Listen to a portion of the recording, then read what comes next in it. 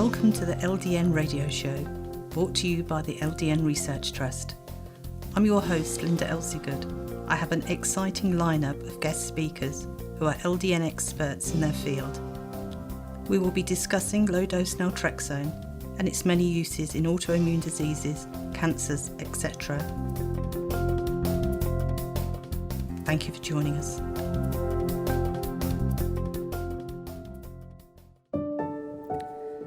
This show is sponsored by Alcohol Recovery Scotland, helping individuals break free from alcohol addiction using the Sinclair Method, TSM, in Scotland.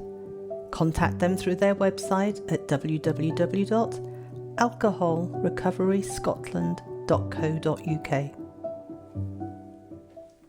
Welcome to the show. This week we're not going to be talking about low-dose Naltrexone. We're going to be talking about full-dose Naltrexone in 50 milligram tablets, which is used for alcohol use disorder using the Sinclair Method.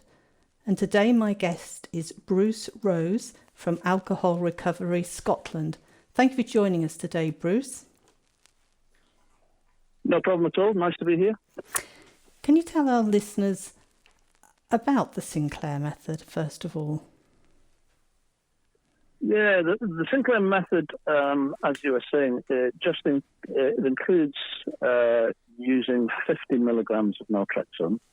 And the simple way to describe it is it's an alcohol reduction program leading to either safe drinking or down to abstinence completely, where clients will use 50 milligrams of naltrexone alongside alcohol. Mm-hmm. It's probably the simplest way to explain it. And can you tell us how you came about to set up this alcohol recovery in Scotland? Yeah, my background for a number of years was in management of alcohol and drug rehab centres. I'm actually based up in the Highlands of Scotland, and I moved up to the Highlands of Scotland to manage an alcohol and drug rehab centre. Here in the UK at the moment, especially in Scotland, funding is so difficult to get hold of. To run a rehab centre at the moment, you're probably looking at, you're not getting any change from about £500,000 a year to run a rehab. Wow. And the cost of it was just impossible to get your hands on. So the rehab that I was working at initially was privately funded, and they basically ran out of funds. They couldn't keep the rehab going on a long period. So I just started looking around on the internet. I started looking around, and I thought there must be a cheaper. It was difficult to get the cheaper model with a successful model, which was the battle. Mm-hmm. So I looked around, and I searched the internet, and eventually came across a video that was talking about the Sinclair Method and how people could work with alcohol issues from the comfort of their own home simply by using a medication and a support program that came with it. I have to be honest, when I first heard about it and I first saw it, my whole background was abstinent-based. It was stop drinking, grab hold of the nearest chair and hope that you're still in recovery in 3 to 4 years' time. Can I just ask you there,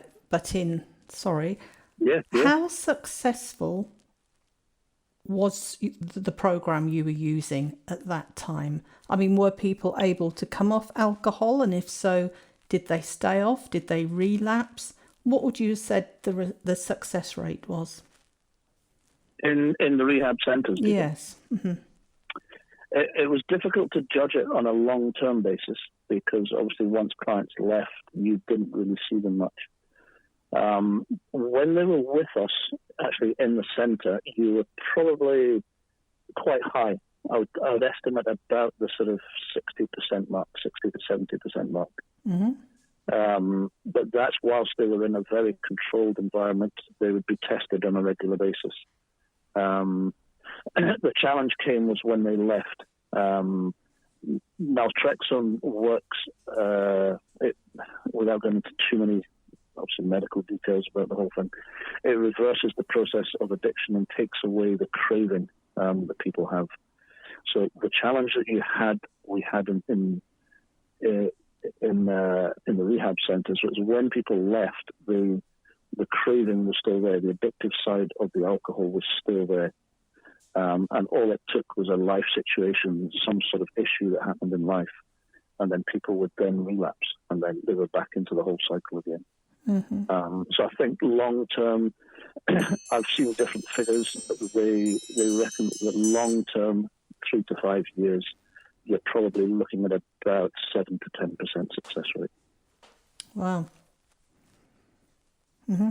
So yeah, not great. No. Great. And then when I saw the Sinclair Method, they were saying that it was a 78% success rate, which, to be honest with you, that's why I then looked at it and I thought, no, that's just not possible. Mm-hmm. So I did some research. I spoke to lots of different people. They were claiming there was 120 clinical trials done. I spoke to Claudia Christian in America. I saw a lot of the reports. I saw some there's a book called The Cure for Alcoholism. There's a lot of medical information in there. And the more I looked at it, I spoke to some people, different places who were using the program already, and it all seemed to stack up. And I thought, this is crazy. This looks like it will work. So that then led me to leaving the rehab centre.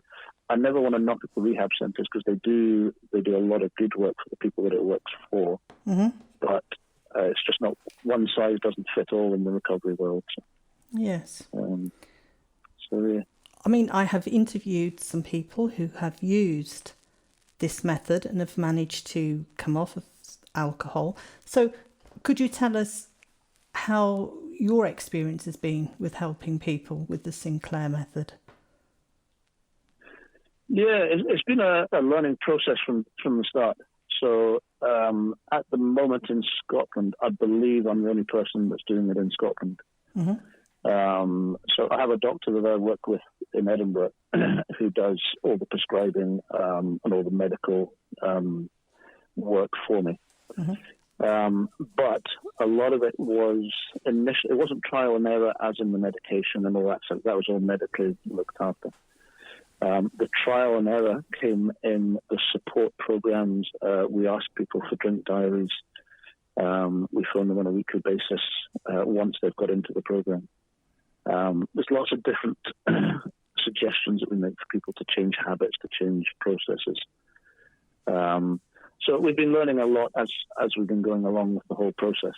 So initially, I would guess we were probably having about a 50% success rate. But with the things that I've been learning from it recently, the success rate has now gone up. And I would say it's probably around about, I would have to go back and check my figures, but we're probably about 65 to 70% success at the moment. Mm-hmm. So the idea is that you take the 50 milligram tablet before you start drinking alcohol, which then doesn't affect you. You don't get any high or a buzz from the alcohol. You just stay exactly the same as you did before you started drinking, which then decreases that desire because it doesn't give you what you're looking for from the alcohol. How long before you start drinking do you have to take the 50 milligram tablet? They take it 1 hour before they drink. Mm-hmm. So we always recommend to people to take a pill 1 hour before you drink. And then people will then consume alcohol after the hour is gone. And that just gives them an hour to get into the system and to allow it to get to work properly. Mm-hmm. And then from there, people, they initially start off, we're seeing in the first, I was checking some figures this morning, in the first 3 to 4 weeks, we're seeing about a 40 to 50% drop in individuals' alcohol intake in the first 3 to 4 weeks. And that seems to be a very regular pattern with people that we have on the program. And then from then it tends to level out for a few weeks, and then it drops a little bit. We ask people to send us a graph every week, or figures, which then correlates into a graph. Now, that graph will give us a very clear picture from a week-to-week basis on where people are at. So what we find is people will drop a little bit, they might increase a little bit the next week, and then they'll drop a bit more. But the average, as the weeks and the months go on, it just drops and drops and drops and drops. Mm-hmm. As long as people are compliant with taking the medication. Yes. If you don't take it, it doesn't work, does it? I mean, yeah. I interviewed one gentleman who said that, he would open a bottle or a can of beer, I can't remember. And once he'd opened the first one, he would have the second, the third, and so on. He couldn't stop drinking. And he was taking the 50 milligram tablet, and the number of beers he had started to reduce until he got to the stage where he opened it and he actually put it down and went and did other things. He didn't have to drink it all in one go, and that came as quite as a surprise to him, that he could walk away from it. He didn't, have to drink it.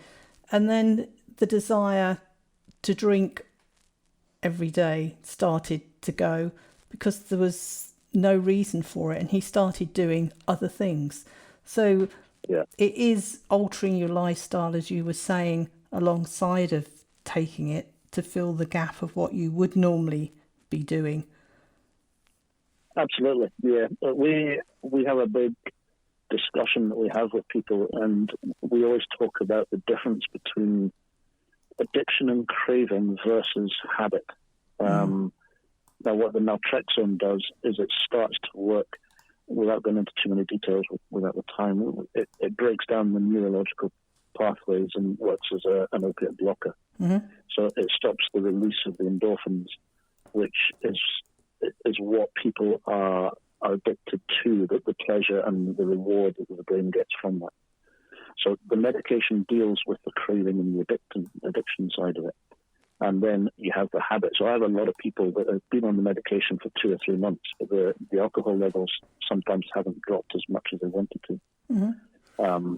So by that stage, I'm then starting to talk to people and counsel people and say, okay, at this stage, the medication is starting to do the work that it needs to do.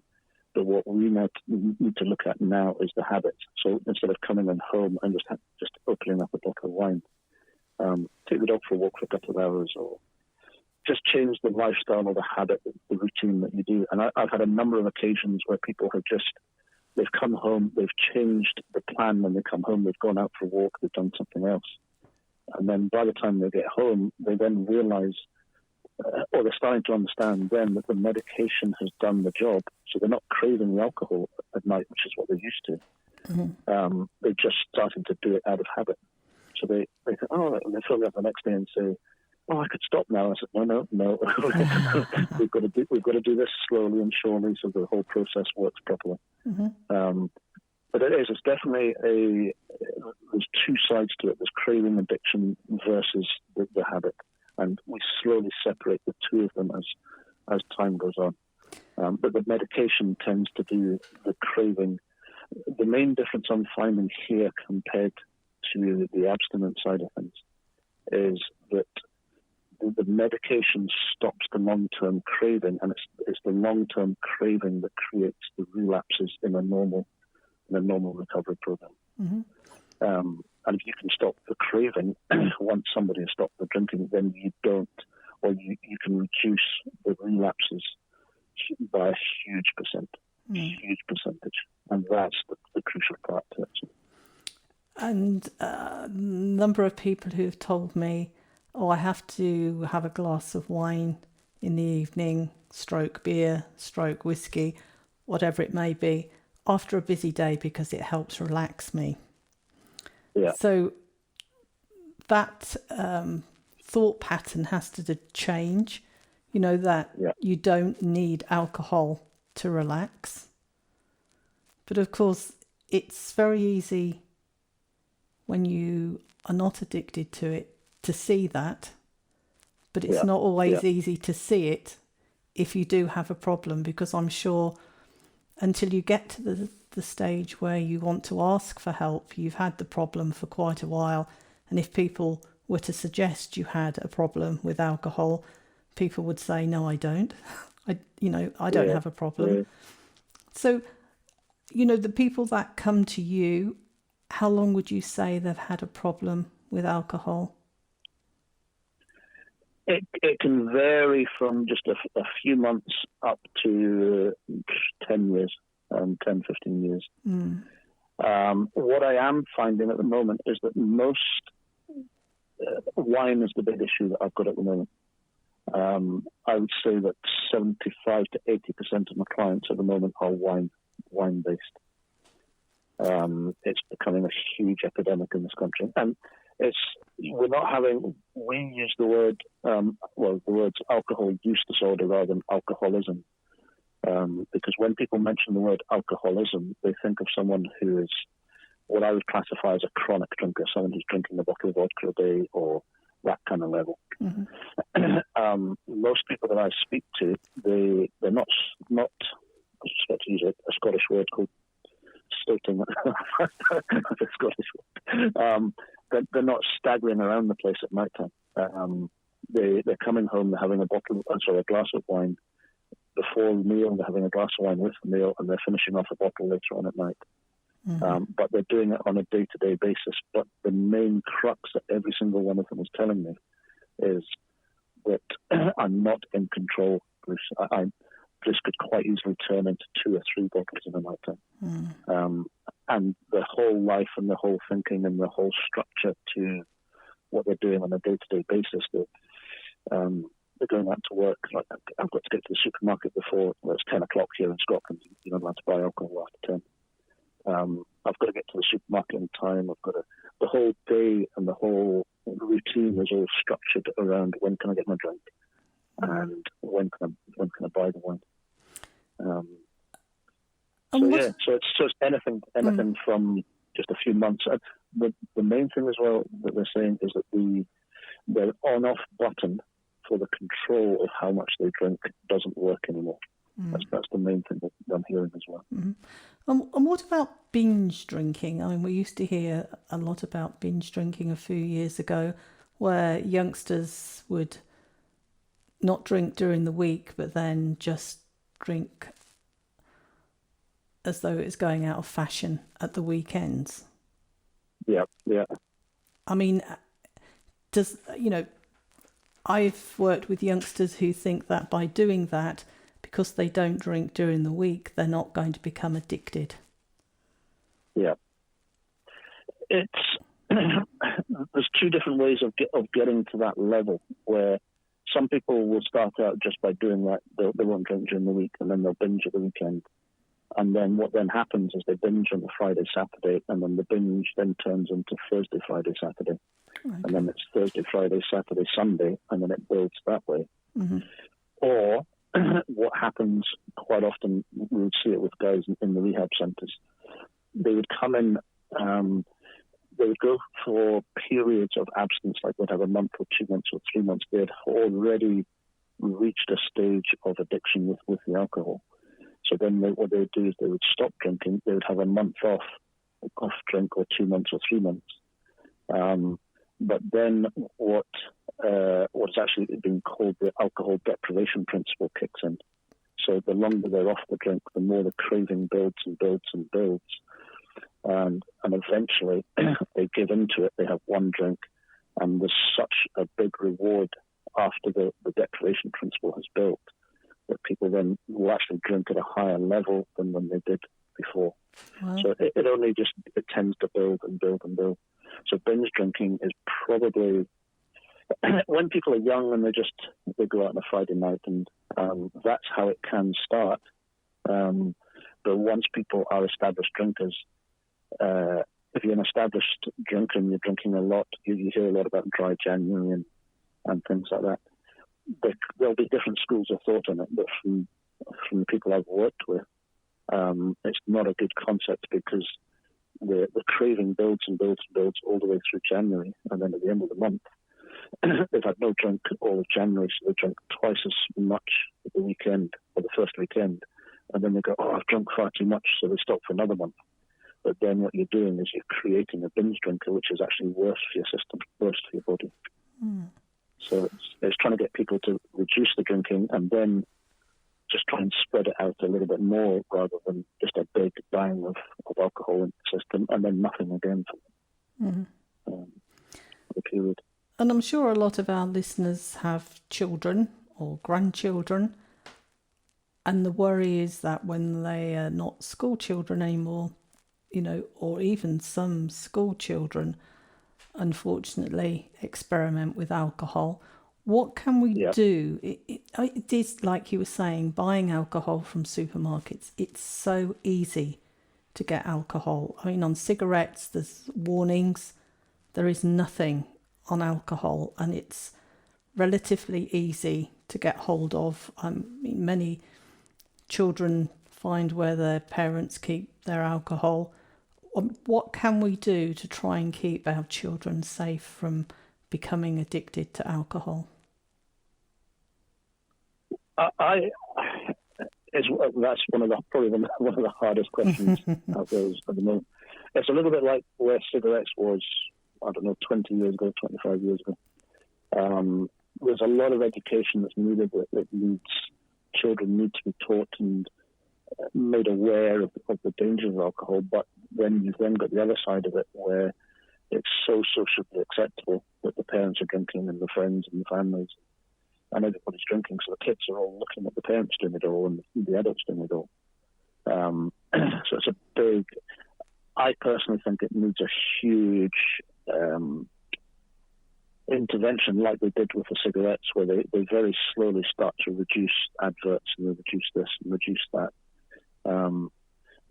In the workplace, we're starting to notice there's a lot more drink awareness campaigns that are going into the workplaces to speak to people, which is the start.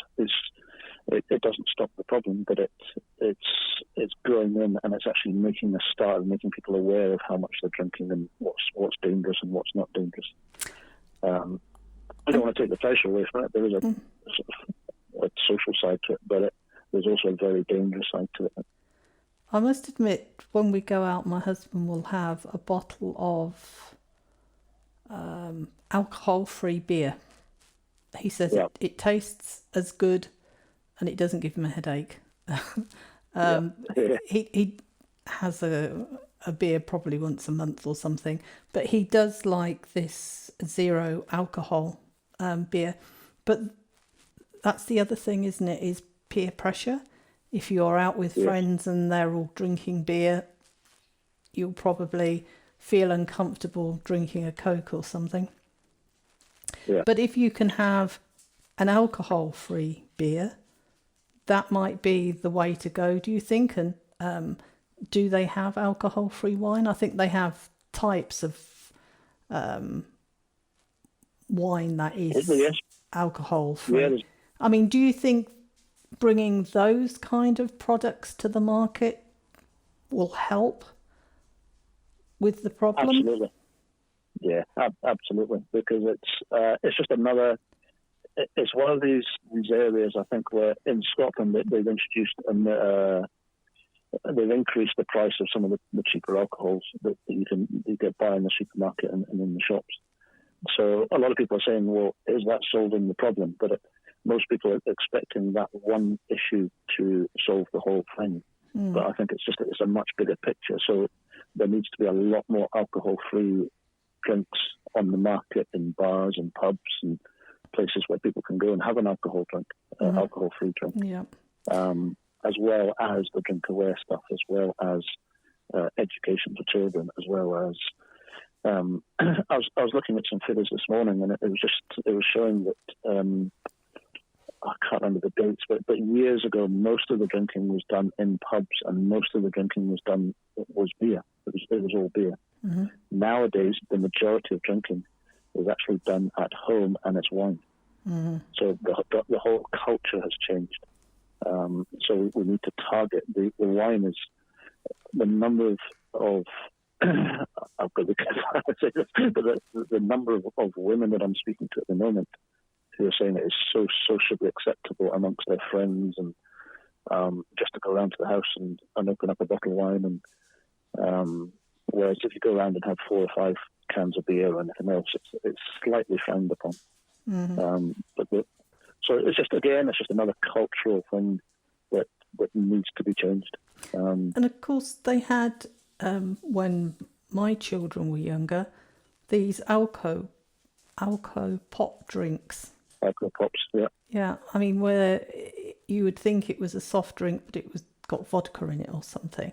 But going out with friends and having a good time and laughing and joking, you don't need the alcohol to be able to do that. You can still have a good time without it. So Absolutely, yeah. I think would you say youngsters are more aware now than they were? I mean, what age group would you say are the biggest drinkers? I would say I worked in the field when I was in Edinburgh in the central belt of Scotland for a while. And there was a very, very distinct gap from 35 years of age upwards. So 35 years upwards was all alcohol. Everyone you spoke to that 35 years and plus, that all they did was that they would drink alcohol. Mm. I'm under 35. Now, I'm slightly different up here in the Highlands. I can come on to that in a second. But I would say the most of the rest of Scotland, under 35s, is drugs. So the drug area is hitting the young. The drug sector is the real epidemic amongst the young ones at the moment. Mm-hmm. Up here in the Highlands, there's such a drinking culture up here that you find that under 35-year-olds drink and take drugs. But cocaine, there's a horse tranquilizer called ketamine that's on the market at the moment, that is very, very common amongst children at the moment. So it's a difficult. They still drink. They're still aware of the drink, but the drug side of things is becoming huge amongst the young ones. And that's the next area we need to watch out for, unfortunately. Scary, isn't it? But you were saying about charts and graphs and things. Dr. Jill Cattell did a very good presentation on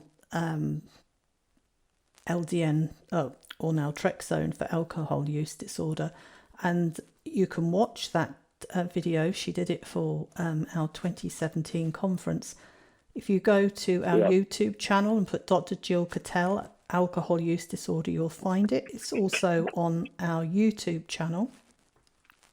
And Dr. Jill Cattell also got us to add extra things to our LDN app to be able to monitor patients that were taking it for alcohol use disorder. So it's free. The app is free. If you go to ldnapp.org, you would be able to download that, and you can put in there your alcohol intake, and then you can print out graphs and charts. So once you've got the app, which can be used on an iPhone, an Android, a PC, a Mac, and whichever device you log into, they sync automatically. So you only have to go in it and put how many units or however you measure in your alcohol in there. Yep. And it does wonderful things. It shows you over a period of time. So if anybody's interested in that, it's free, and you can download that from LDN. And just on that as well, it's amazing the motivation and the encouragement it gives people just to see. They've never, as most people I've worked with, have never noted how much they drink on a weekly basis. Mm-hmm. So just to see that on paper, or on a graph, or on some format, yes, is great. And then to see it reduce as well is a very, very good encouragement process as well. Exactly. It's like you say, it boosts your confidence that you're actually doing something, and it's that feel-good factor, isn't it? That, you know, I'm making a change. But I'm afraid we've run out of time. But I would say it's been amazing talking to you, and I'm sure. No, thank you very much. I'm sure people will have learnt a lot, even though, as I say, it wasn't low-dose naltrexone, but it is something where I'm sure everybody has been touched by somebody who may have an alcohol issue. So really, thank you very much for being my guest today, Bruce. No, thank you for having me. Really, really appreciate it. Thank you. This show is sponsored by Alcohol Recovery Scotland, helping individuals break free from alcohol addiction using the Sinclair Method, TSM, in Scotland. Contact them through their website at www.alcoholrecoveryscotland.co.uk.